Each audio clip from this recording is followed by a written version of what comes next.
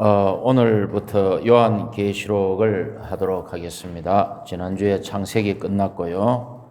성경의 처음 책을 했으니까 성경의 마지막을 하는 것도 괜찮겠다 싶어가지고 계시록을 하게 되었습니다.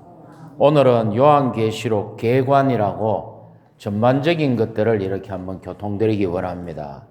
칠판에 그려놓은 지도는 그 성경의 역사가 되는 지중해 주변에 로마 제국의 판도를 그려놨습니다. 지중해가 있고 스페인, 이탈리아 로마 제국의 수도 로마가 있고 마게도니아, 아가야, 고린도 뭐 이런 유럽의 중심이죠. 지중해 흑해도 호수니까 이렇게 물결 표시를 해놔야 되는데 또 이제 이 소아시아입니다. 소아시아 지금 투르크죠. 지금 투르크인데 요한계시록의 그 7 서신이 이 소아시아에 있는 이 7 교회에게 보낸 서신이죠. 에베소, 스무나, 버가모, 두아디라, 사데, 빌라델비아, 라오디게아, 골로새서가 있습니다. 골로새서도 이 아시아 7 교회와 근접해 있습니다. 라오디게아와 가장 가까운 곳에 골로새 교회가 있습니다. 여기 유대 땅이죠. 아주 작습니다. 이집트 홍해바다 뭐 이렇게 있습니다. 요거는 뭐 성경에 자주 나오는 크레타 섬, 키프로스 섬. 그 성경은 뭐라 합니까? 크레타 섬을 구부로 키프로스를 예? 뭐 사이프러스 하기도 하고 성경에서 키프로스를 뭐라 그러더라? 기억이 안 나네. 하여튼 그렇습니다. 그래서 이 요한계시록의 저자는 사도 요한이죠. 요한이 본 그 요한계시록 저자는 사도 요한입니다. 사도 요한이 노년에 에베소에서 사역하였습니다. 왜냐하면 네로가 집권한 후에 AD 67년에 바울이 순교합니다. AD 69년에 베드로가 순교합니다. 또 AD 70년에는 로마 장군 티투스가 예루살렘과 성전을 파괴해버립니다. 완전히 망해버렸죠, 이스라엘이. 그 이후에 이제 사도 요한은 에베소에 와서 사역하기 시작합니다. 그래서 연대와 기록 장소는 로마 제국의 도미티아누스 황제 때 밤모섬에서 기록하였어요. 밤모섬이 어딘가 하면 안 보일 거예요. 요 제가 빨간 걸로 처음 하나 찍어놨는데 이거보다 더 작아요. 밤모섬이 어딘가 하면은 요 아시아에 있는 7 교회에서 약간 남서쪽으로 나가면 작은 섬이 있습니다.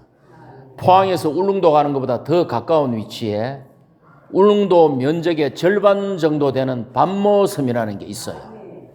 거기에 유배됩니다. 그러면 사도 요한이 이 앞자리에 앉아야 됩니다. 예. 자매님들 자꾸 질문하니까 뒤로 다가가 있는데 앞자리에 앉아야 됩니다. 예. 왜 그러면 사도 요한이 이때 밤모섬에 가 있었느냐를 제가 역사적으로 설명을 지금부터 드리겠습니다. 로마 제국과 관계가 있는데 로마 제국은 원래 BC 6세기에 에르투리아 족속들이 세웠는데 건국 신화에 의하면 늑대젖을 먹고 자란 로물로스가 로마를 세웠대요. 믿거나 말거나.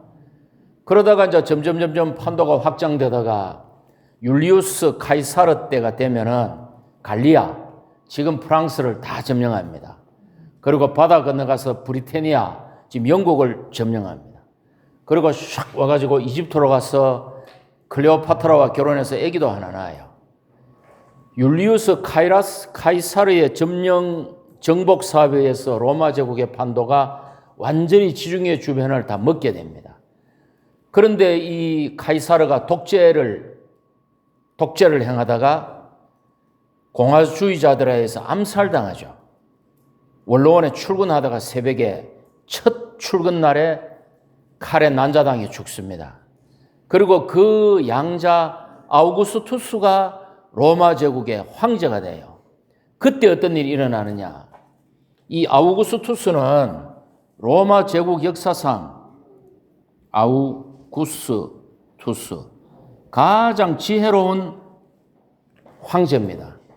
자기가 황제인데 자기 양부가 살해당하는 것을 보면서 자기는 황제가 아닌 척하면서 실제적으로 황제 노릇을 해요. 이 아우구스투스가. 그러니까 자기 이름도 프린캡스. 나는 제1시민이다. 로마 제국은 공화정인데 나는 그 공화정주의자 중에 제1시민이다. 나는 프린캡스다. 이래요. 어쨌건 이 아우구스투스 때 어떤 일이 일어나느냐. 이 땅에서 가장 강한 황제가 등장했을 때 하늘의 왕이 이 땅에 오십니다. 예수 그리스도가 출생합니다. 지지서 약자로 제가 그럴게요. 시간이. 예수 그리스도께서 탄생하십니다. 가장 강력한 왕이 다스리는 로마 제국의 시대에 유대 땅에 로마 제국의 식민지 유대 땅에서 예수 그리스도가 하늘의 왕이 출생하십니다. 그게 성경에 나오죠. 누가복음 2장 1절 제가 읽어드릴게요. 듣기만 하십시오. 가이사 아우구스투스가 칙령을 내려 온 천하에 로마 제국의 온 천하에 호적 등록을 하게 하였습니다. 그러니까 예수의 아버지 요셉이 다윗의 후손이잖아요. 호적 등록을 하기 위해 베들레헴에 가서 예수 그리스도가 태어납니다. 이 예언이 이루어집니다. 맞습니까? 아우구스투스 다음에 두 번째 황제가 누군가 하면은 티베리우스라는 황제가 등장합니다. 그럼 이전에 로마 제국의 로마 역사가 있지만 제국이란 것이 뭔가 하면은 엠파이어 제국이란 것이 뭔가 하면은 여러 나라를 정복해서 다스릴 때 그걸 제국이라 그래요. 그래서 이 제국의 첫째 황제 다음에가 티베리우스 황제입니다. 티베리우스 황제 때 어떤 일이 일어나느냐. 요 정도는 적어주면 상당히 피가 되고 살이 되지 않을까 싶은데 적고 안 적고는 형제하면 자유입니다. 예. 앞자리 오가 나오고 형제하면 자유입니다. 예수 그리스도의 공생애가 시작됩니다. 즉 그분이 이 땅에서 그리스도로서 사역을 시작합니다. 티베리우스 때. 여기에 누가복음 3장 1절에 보면 가이사 디베리오라고 되어 있죠. 가이사 디베리오가 다스린 지 15년째 되던 해 하나님의 말씀이 광야에 있는 요한에게 사가랴의 아들 요한에게 임하였다. 침례자 요한이 사역을 시작하면서 주님을 소개하지 않습니까? 침례자 요한은 뭡니까? 오늘의 주인공 예수 그리스도가 등장합니다. 하는 게 침례자 요한의 사역이에요. 내가 막 사회자가 춤추고 인기 얻는 게 아니고 그는 주님의 길을 평탄케 하고 예수 그리스도 메시아 그리스도를 소개하는 게 침례자 요한의 사역이었어요. 그래서 티베리우스 황제 때 예수 그리스도가 공생애를 시작합니다. 그 다음에 황제가 카리큘라예요. 카리큘라는 언젠가 중학교 때 미술 시간에 카리큘라 형상 놓고 미술 선생님이 저거 스케치에 싹싹싹싹 해가 카리큘라라고 있었어요. 카리큘라 황제가 암살당합니다. 네 번째 황제가 클라우디우스예요. 클라우디우스.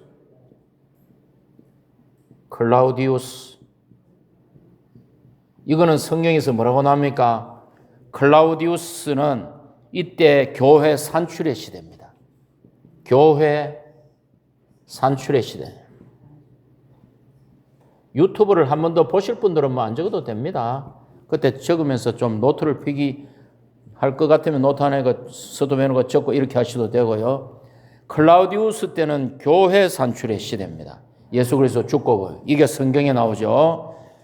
사도행전 11장 28절에 보면 이런 구절이 나와요. 이때는 이미 온 유대 땅에 교회들이 가득 찼고 안디옥 교회가 산출되어 있을 때예요. 예루살렘에서 아가보라는 신원자가 내려왔는데 안디옥에 내려왔는데 온 천하에 심한 기근이 들 것이라고 그 영을 통하여 알려주었는데 과연 그대로 글라우디오 때에 생겨났다. 기근 때문에 무슨 일이 일어나느냐. 안디옥 교회가 예루살렘 교회에 구제 헌금을 보냅니다. 이게 얼마나 대단한 일인지 압니까? 헌금이 헬라어로 뭐냐? 코이노니아, 교통이에요. 교통하면 신성한 생명에 주고받는 거잖아요. 헌금이 역시 헬라어로 코이노니아, 교통이에요. 돈이 하나님과 겸하는 거잖아요. 우리가 포항교회는 봉투에 절대 이름을 안 쓰죠. 헌금하는 사람은 안 밝히지만 내가 주님을 사랑함으로 헌금하는 것은 내 피를 드리는 거예요. 내 피값을 주고 벌은 돈을 드리는 거예요.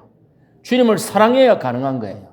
그래서 헬라어로 헌금은 코이노니아, 교제, 교통, 펠로우십, 커뮤니언, 공동 참여 이런 의미가 있어요. 그러니까 이방의 교회가 유대인들의 교회에 헌금을 보냈다는 것은 획기적인 몸의 섞임의 사건이었습니다. 형제자매들, 저랑 계시록 하면서 큰 뿔이 어떻고 메뚜기가 어떻고 또 뭐가 있습니까?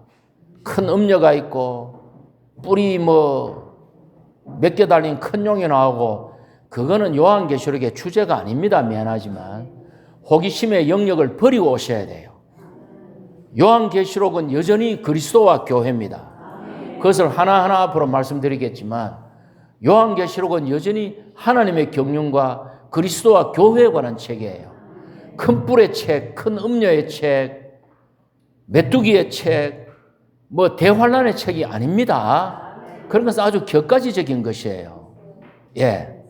그래서 이제 클라우디우스 황제 때는 교회 산출의 시대인데, 그 다음에 황제가 누구냐? 그 악명 높은 검은 고양이.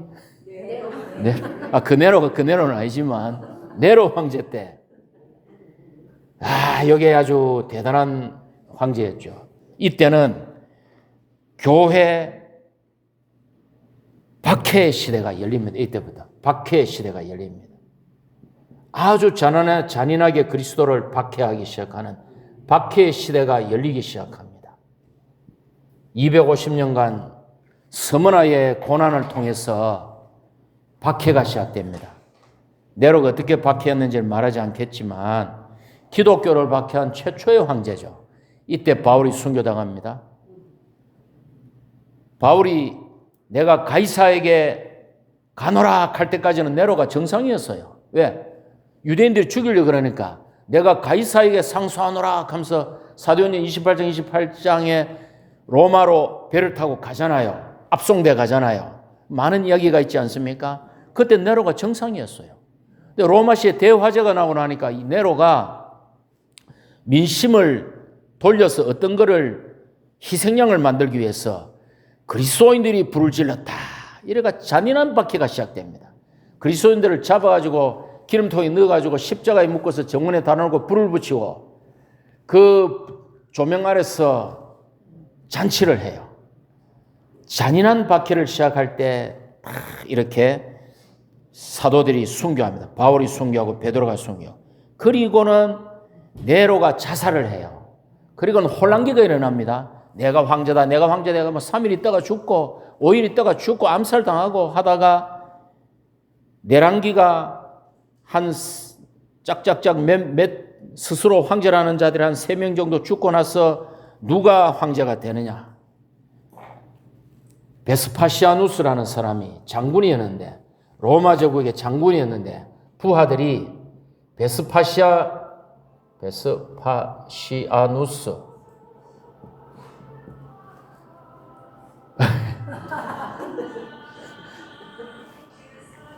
이 분위기가 아주 맞는 게 참 마음에 듭니다. 베스파시아누스라는 장군을 부하들이 황제로 추대를 해요. 근데 이 아들이 2명이 있었어요. 한 명이 누구냐? 그 유명한 티투스입니다. 티투스가 어떤 사람입니까? 장군 티투스가 군사를 이끌고 와서 로마의 군사를 이끌고 와서 예루살렘을 멸망시키고 성전을 파괴한 사람이에요. 베스파시아누스가 황제가 됐다가 병사합니다. 티투스가 큰아들이 나중에 황제가 되는데 또 병사해요. 그 둘째 아들이 누구냐? 베스파시아누스입니다. 이때가 요한계시록의 도미티아노스. 예. 일부러 이래 해봤습니다. 아는지 모르는지. 예. 근데 우리 형제님 딱 얘기하시네. 도미티아노스.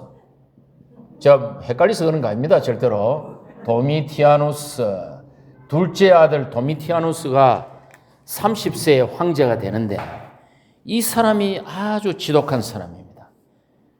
기독교를 아주 광범위하게 박해하기 시작하는데 원래 이 황제들이 선정을 베푼 황제가 죽으면 원로원에서 땅 해가지고 이들을 신격화합니다.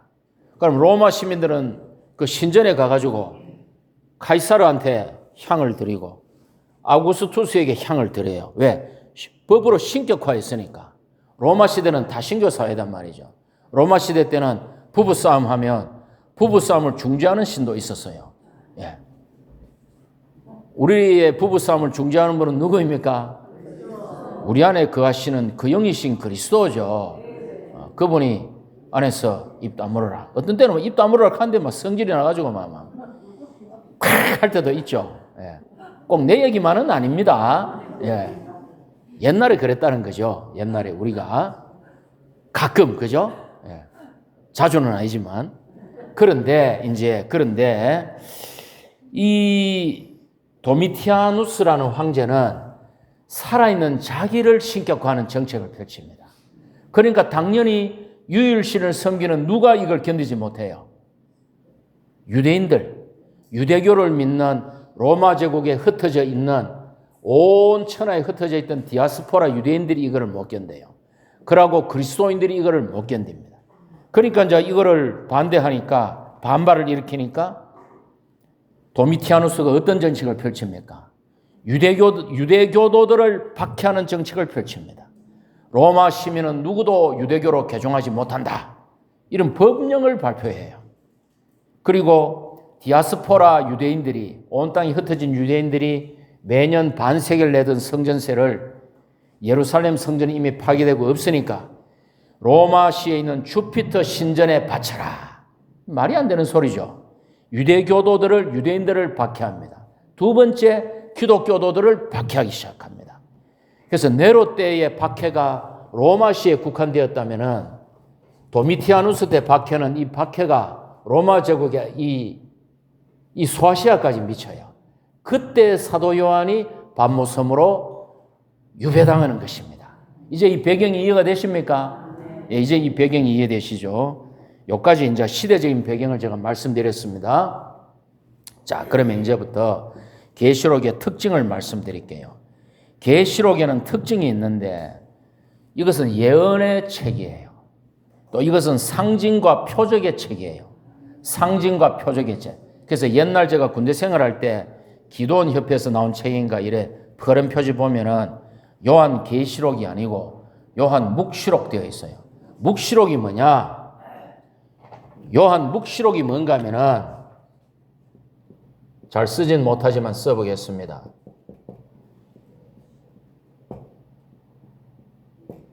묵시록이 뭔가 하면은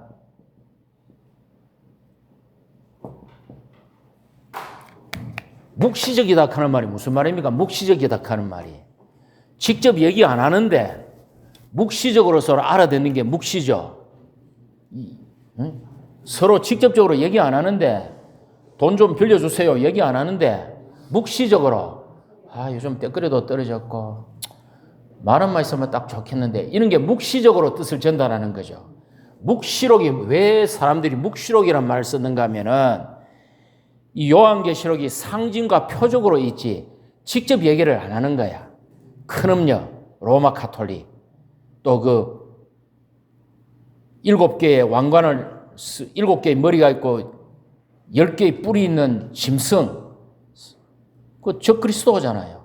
또 무슨 7 봉인, 7 나팔, 7 대접, 간접적으로 또 이 수를 지혜 있는 자는 알지니 이 수는 666이니라. 666이 뭡니까?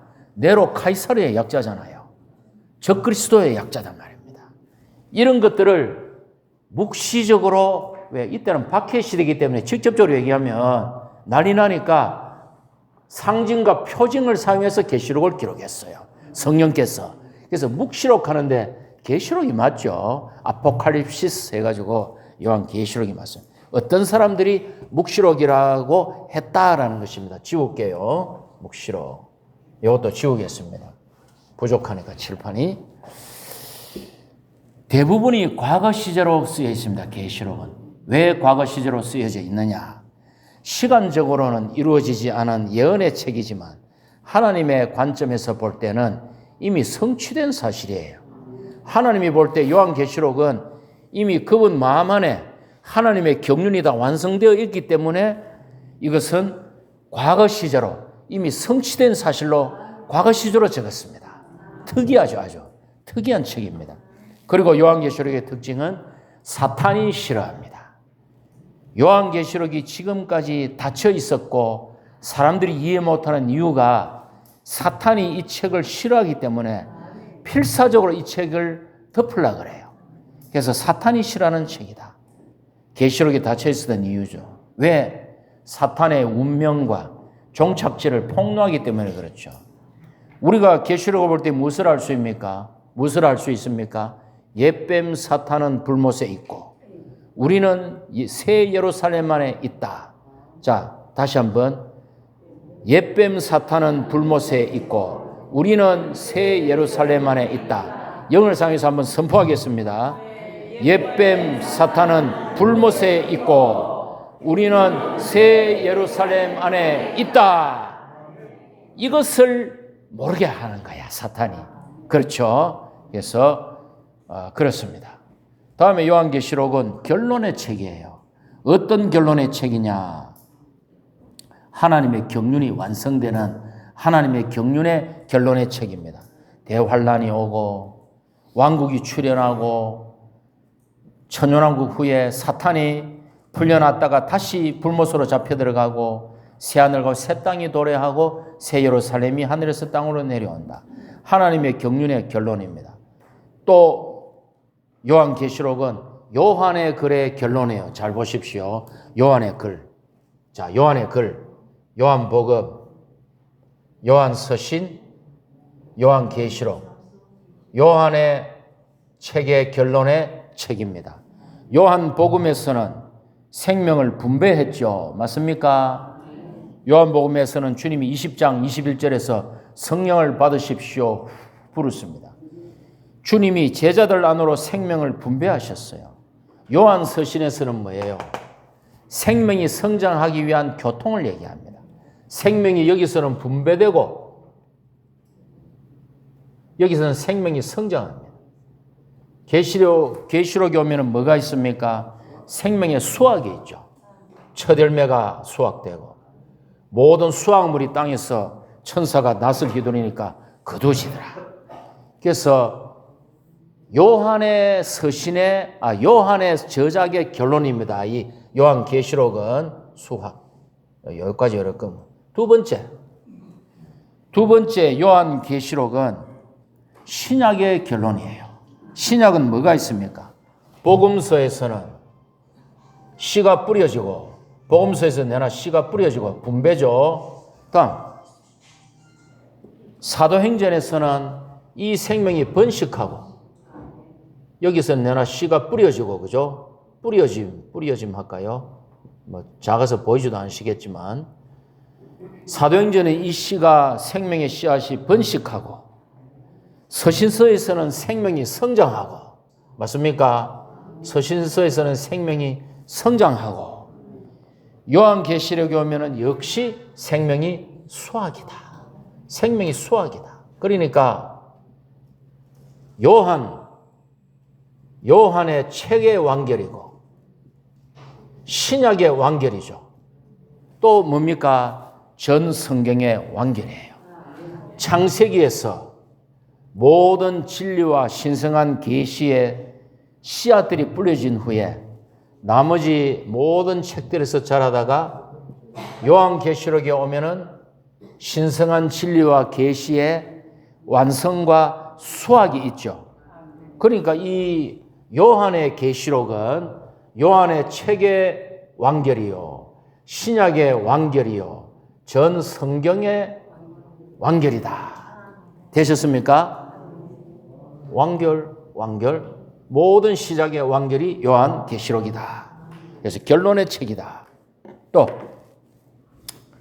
수신. 요한계시록의 수신은 누굽니까? 요한계시록의 편지를 누가 받습니까? 아시아에 있는 7 교회. 계시록 1장 4절이 이럽니다.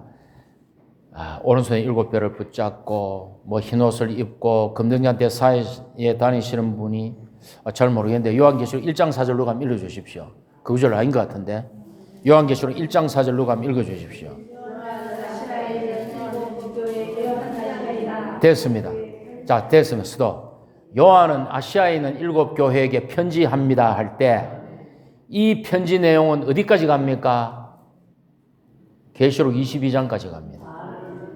요한은 아시아에 있는 7교회들에게 편지합니다 할 때 이것은 계시록 22장까지가 편지의 내용이에요. 그런데 계시록 2장 3장에는 아시아에 있는 7교회 각각에게 또 편지를 보내죠. 그러면서 마지막에는 그 영께서 교회들에게 하시는 말씀을 들을지다 이라거든. 그러니까 요한계시록은 이중의 편지 구조로 되어 있습니다. 요한계시록은 22장까지가 편지의 내용입니다. 아시아에 있는 7교회에게 보낸. 그러나 2장 3장에 다시 각 교회들에게 서신을 또 각자 보내는 이중의 편지 구조로 되어 있다. 맞습니까? 에스겔서에 보면은 바퀴 안에 바퀴가 있잖아요. 편지 안에 편지가 있습니다. 그 다음 또 뭘 해야 되나요? 주제. 계시록의 주제는 뭐냐? 하나님의 영원한 경륜에 따라 하나님의 행정의 중심이 되신 그리스도. 행정이라는 것은 오이코노미아 하면은 경륜, 분배, 청지기직분, 행정 여러 가지로 문맥에 따라 번역이 됩니다. 문맥에 따라 번역이 돼요. 그래서 하나님의 영원한 경륜이 있는데 그 경륜을 성취하기 위해서 하나님은 그분의 행정을 집행하는데 그 행정의 중심되는 그리스도가 요한계시록의 주제입니다. 행정이란 게 뭐예요? 학교 가면은 교무행정이 있잖아요. 교무행정, 학사행정. 학생들 어떻게 1년간 가르치고,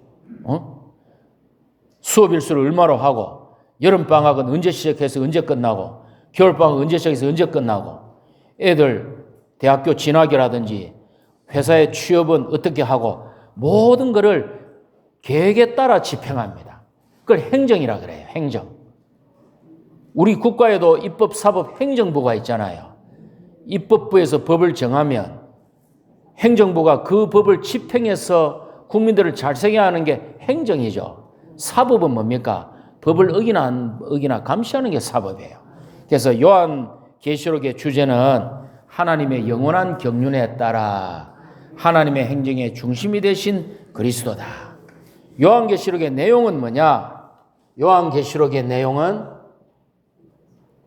아까도 말씀드렸지만 그리스도와 교회와 하나님의 경륜입니다. 이게 요한계시록의 내용 전부예요. 그런데 이게 좀 다르긴 달라요. 왜? 계시록은 완결의 책이기 때문에 그리스도를 계시하는데 독특하고 궁극적이에요. 계시록에서의 그리스도는 어린 양 사자예요. 신약 어디에도 주님이 어린 양 사자는 말이 없습니다. 이분이 7눈이 있어요. 독특하잖아요. 교회를 계시록에 와야만이 금등잔대라고 말합니다. 그리고 이게 사내 아이를 뵌 여자로 나와요. 또 계시록 7장에는 흰옷 입고 보좌 앞에 그 무슨 나무입니까? 종려나무인가? 종려나무를 들고 흰옷 입고 나오는 수많은 무리들로 나타나요. 또 처들매로 나타나고 수확물로 나타나고 유르바다 위에 이기는 이로 나타나고 신부군대로 나타나요. 양상은 다르지만 예수의 증거인 교회에 대한 독특한 계시들이 나옵니다. 그것 빼면 계시록은 없어요. 그리고 하나님의 경륜을 얘기합니다. 하나님의 경륜은 무엇이냐? 하나님의 경륜은 어떻게 그분이 경륜을 이루느냐? 계시록에서 요거 지우고 요거만 얘기하고 내려가겠습니다. 자, 보십시오. 계시록에서 어떻게 하나님의 경륜을 이루느냐? 첫 번째 7봉인이 나와요. 7봉인. 7봉인이 나오는데 1, 2, 3, 4봉인은 무엇입니까?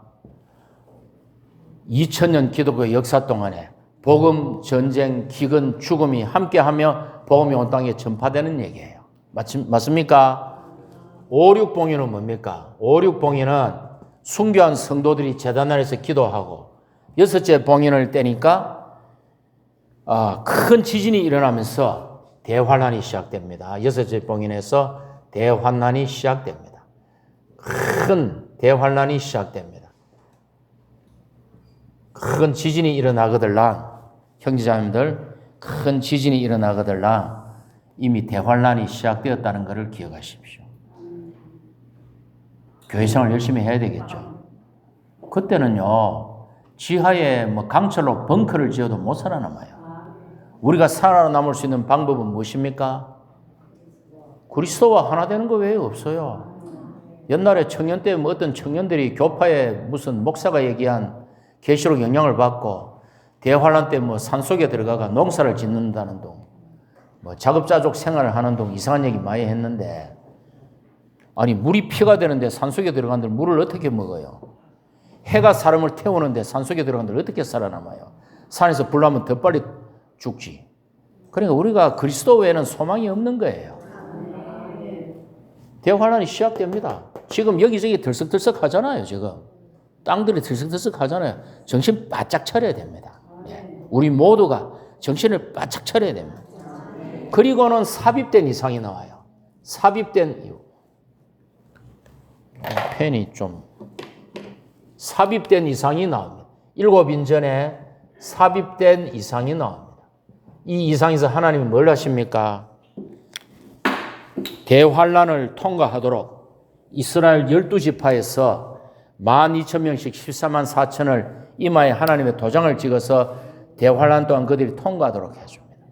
그리고 하나님 보좌에 흰옷을 입은 수많은 자들이 환란에서 나와서 생활의 환란에서 나와서 보좌 앞에서 하나님을 찬양하는 장면이 나옵니다. 그리고 7봉인이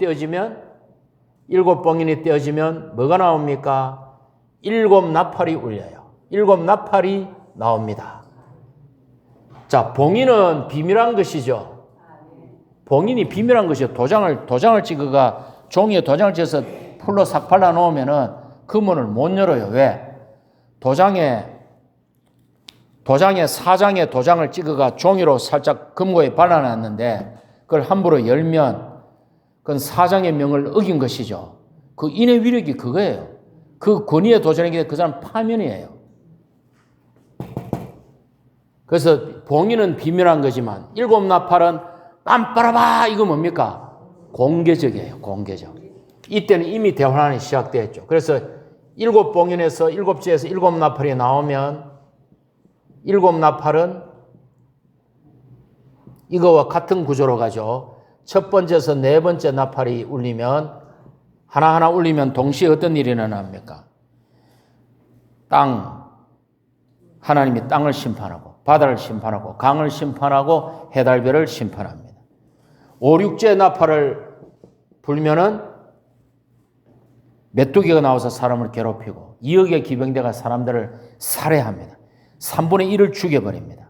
그리고 삽입된 이상이 나오죠. 아이고 시간 너무 많이 썼네. 큰일 났네. 삽입된 이상이 나오면은 이제 그리스도가 오셔서 땅을 소유합니다. 요한이 다시 예언하라는 명령을 받고 성전을 청량하고 바깥들을 이방인들에게 내버려 줍니다. 두 증인이 나오고 큰 지진이 일어나요. 7째 나팔을 불면 여기서 또 뭐가 나온다? 구조가 똑같죠? 7 대접이 여기서 나와요.